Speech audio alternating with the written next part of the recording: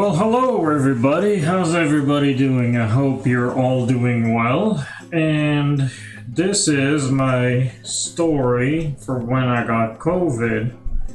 And it goes like this. It all started in the day that my wife received an invite to go to a church meeting. And when we got that invite, she was excited to go. And she wanted me to come along, and I refused because I was scared. Because church means a lot of people means danger of getting infected with COVID. So I didn't want to go for that motive. And she replied back to me, "We cannot live our lives in fear." And I am going to this meeting. So I was like, okay, I'll leave this to your better judgment. You're an adult. You do what you want to do. So I didn't go, and she went. Some time passed since that meeting. She arrives home. Everything is fine. And she comes for a hug, and me joking with her, "Hey, don't touch me because I don't know if you're infected." And I was joking until I wasn't, because on the next day she had, I don't know how to say, she was not feeling very well. She was like having some sniffles and feeling a little bit awkward. Her face was a bit pale. Until later at nighttime, she started coughing and then blowing her nose a lot. Then a little fever started showing up. On the next day, she was feeling worse. And I was like, okay, she got infected. So I took the precautions. I had my mask. I had stuff to disinfect my hands. I had medicine, things for the flu, like pills and whatnot, medicine for cough, all kinds of things for flu. At around the third or fourth day, she was feeling better. The fever has gone down. She was walking better. So we suspected it might be just a normal flu. So we relaxed a bit. I wasn't so scared anymore, and I relaxed too, and that's when shit hit the fan. I started getting sick too. And although she looked to be fine, all of a sudden she started feeling worse as well the day after. This was all the day after. We all started feeling worse. And man, it was awful. I'll tell you. I spent 2 weeks sick without going anywhere or searching for any help, because I was trying to see if that would dissipate with all the pills and whatnot. We even got inhalers and everything. The inhalers did not work. The pills didn't do anything. The coughing pills didn't do anything. The flu pills didn't do anything. It got to a point I was so weak I couldn't get up anymore. I was having troubles breathing. I could barely move. I was having pain everywhere. I could not even feed myself. I got to a point someone had to feed me with a spoon. I didn't have the strength to feed myself. I was like a corpse almost. So the ambulance had to come pick me up, and my wife, it picked up my wife too. Mind you, my wife wasn't as bad as I was. She could walk, she could do things I could barely move. So we went to the hospital. Of course, in the ambulance, my wife was sitting beside me, and I was laying on that bed they have there, and I had a needle on my arm with a serum coming in. That's the stuff that they use to clean the veins. I had a big oxygen mask on my face for me to breathe better, covering my mouth and nose. And as soon as I got off the ambulance, where the nurse and the nurses, actually, was two of them, were pushing me inwards the hospital doors, I had like so many people waiting for me already, and I was overwhelmed with doctors and nurses all around me, sticking needles on my arms, taking temperature. I don't know what that. It was all a blur. It was so much people around me doing so much stuff that I couldn't keep up. I know that it got to a point that my arms were so busy that a lady had to take a blood sample from my foot.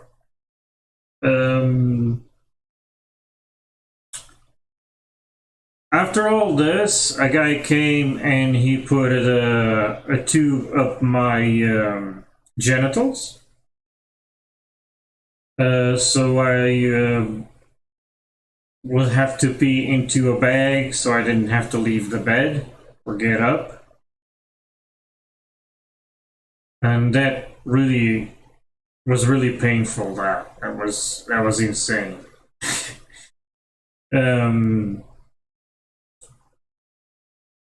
Anyways, I went to a room. I was quarantined on that room for like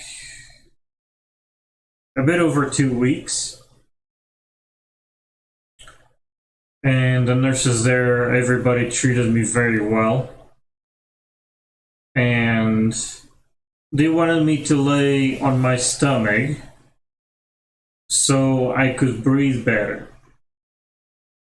And because the machine beside me that measures the oxygen, I was very, very low on oxygen. I wasn't breathing very well, and they wanted me to turn on my belly so I could raise those numbers.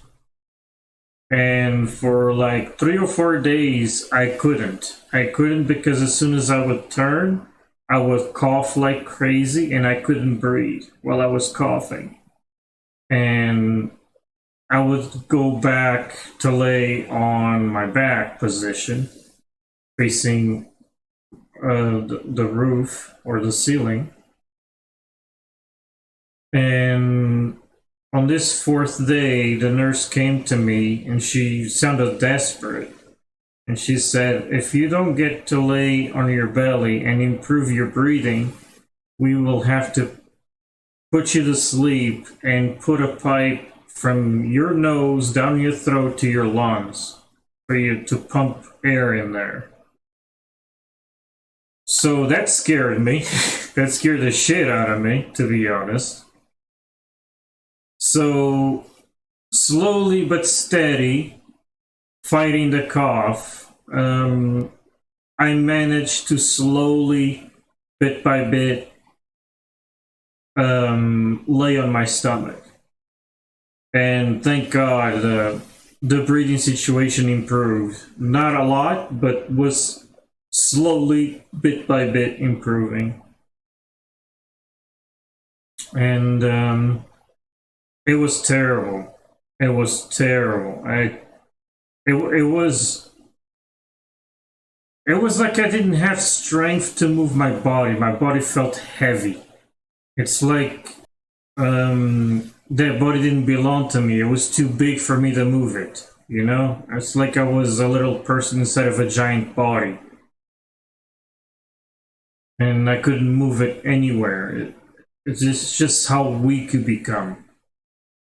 And you lose your appetite. I couldn't eat for at least 4 or 5 days. The only thing I forced myself to consume was water, And even so, I would cough all the time. I would have just a sip of water. It was terrible. And after those 4 or 5 days, I started to actually consume a bit more, like the toast they would bring, a piece of fruit. I started with little things, and eventually I started eating better and recovering. But I have lost a lot of weight, and it was insane. I cannot. I have almost no words to explain it. It's just you're like dead and alive at the same time. It's just crazy. Um, but after 1 week, I started to improve. I started feeling better. I could breathe better. They reduced the thickness of the hose that was feeding the air. They reduced it. Didn't need to pump so much air as I was needing before. They reduced it to half, and I was being fine with just that. That was a major improvement. And at the second week, they reduced half to a third, and I was just fine with that too. And I started in these last 3 or 4 days that I was there. I started getting up. Of course, I was getting up, but I was dizzy. As soon as I would get up, I would fall back down in the bed, but I would stand back up. I was trying to fight it, and I wanted to walk again, all and whatnot. And man, of course, I couldn't go very far because of all the pipes I had on my arms, right, and my nose. But I could walk. I could give like 5 or 6 steps back and forward. That was enough for me to have some kind of an exercise, kind of a little walk. Man, I gotta tap my head to the nurses, man. Those women put up with so much stuff, and they have so much patience, and they always have such a good mood. I don't know how they can keep that good mood all that time, because I was frustrated with myself. I would do so much messy stuff on that room because I was so limited. And not only me, but all the other patients too, they would always have troubles in calling and doing messy stuff, and those women cleaning all that stuff up and attending to all the needs of all those patients. That's unbelievable. I gotta give props to those women. They're hard workers. Man, I don't. It's crazy. And what I want to say with this is, for those who don't believe that this is real, I used to be thinking the same at one point. I thought it was, okay, this is COVID, it's just another flu. No, it's not. It's not another flu. It's way worse. I almost died to this thing. It is terrible. People should not underestimate this. And when they see videos of pharmacists or whatnot saying that this medicine is good, that medicine is good, the other medicine works, don't go after that. It's not true. Because I had inhalers, I had flu pills, I had cough pills, I had so much stuff for flu. None of it worked. It would give some relief for a brief moment, but COVID was winning over. Like I said, I was in the couch, even with all those pills I was taking. I ended up in the couch, and I could not move. I could not even eat by myself anymore. The ambulance had to come pick me up. Only at the hospital I started to recover.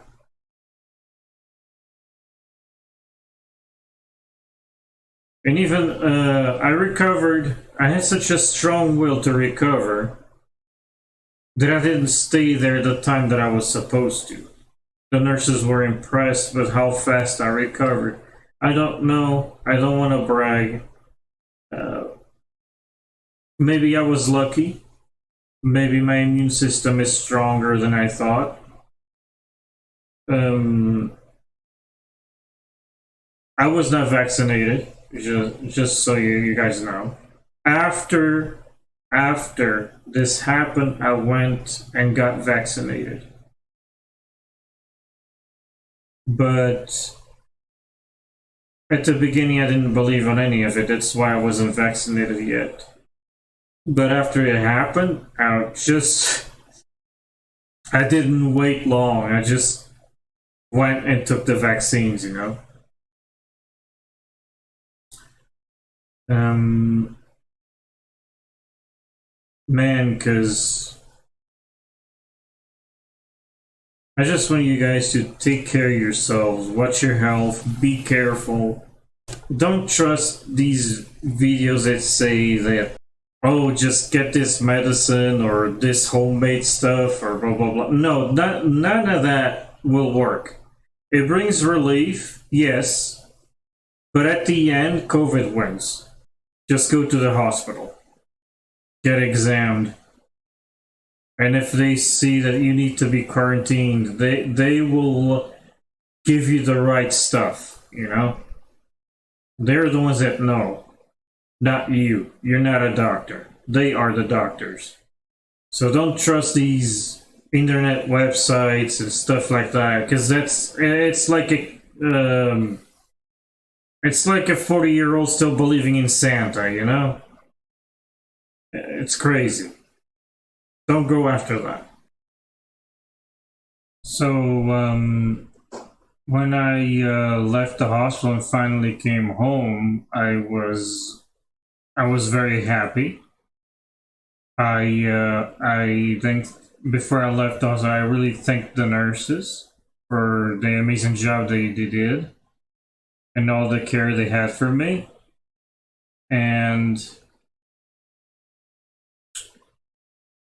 man, it was very emotional moment, and I couldn't believe I made it out of there alive, you know, because when I got there, I was almost like 100% sure I was not gonna leave that hospital. Um, and jeez, it's hard. Oh boy. As soon as I stepped foot in my home, I was like overwhelmed. I almost cried. I was so happy just to be home. By the way, my wife that was at the hospital with me, she recovered quickly. She was there for like 3 or 4 days. She was sent home. She was fine. She would visit me when she could. Surprisingly, the nurses would allow her visiting me, but she would have to wear proper equipment to get in the room. And so, as you can imagine, she was there to greet me when I arrived, and she was so happy to see me. And I heard that people lose their scent and taste, and that is true. I didn't lose my scent, but I did lose my taste, and that lasted for almost 2 months. I was taking a lot of I was drinking a lot of water with a lot lemon or lime. That helps with the taste recovery, and cinnamon and honey. That's all stuff that helps with that to recover the taste. So I was consuming those things, and garlic too. That helps too. And oh geez, this is hard to talk about, man. It's just bad memories, you know. You don't wish this stuff to your worst enemies, and well, I am fine now. I'm in good health now, or so to speak, because now of course, I suffer from gout too. That doesn't help much. Let's see. What else do I have to say? It's the time I was home. I couldn't see very well. My vision was completely blurred, and I couldn't walk straight for the longest time. Every little bit I would do, I mean, just bending over and picking up something from the floor would tire me out like crazy.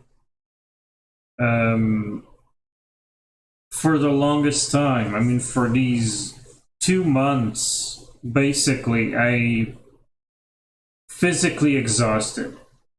Let's put it this way. Only after like 2 months I started to recover my strength. It was pretty bad. Plus, all the drugs that they were giving me on the hospital to help me, the effect of those drugs only went away like 3 days after. Even my voice changed. I sounded like a different person. For at least like 4 or 5 days, I sounded different. After 4 or 5 days, I started recovering my normal voice. It was pretty intense. Okay, with that said, that's my story. So I hope you all stay well. Watch your health. You only live once. Life is too short. And peace.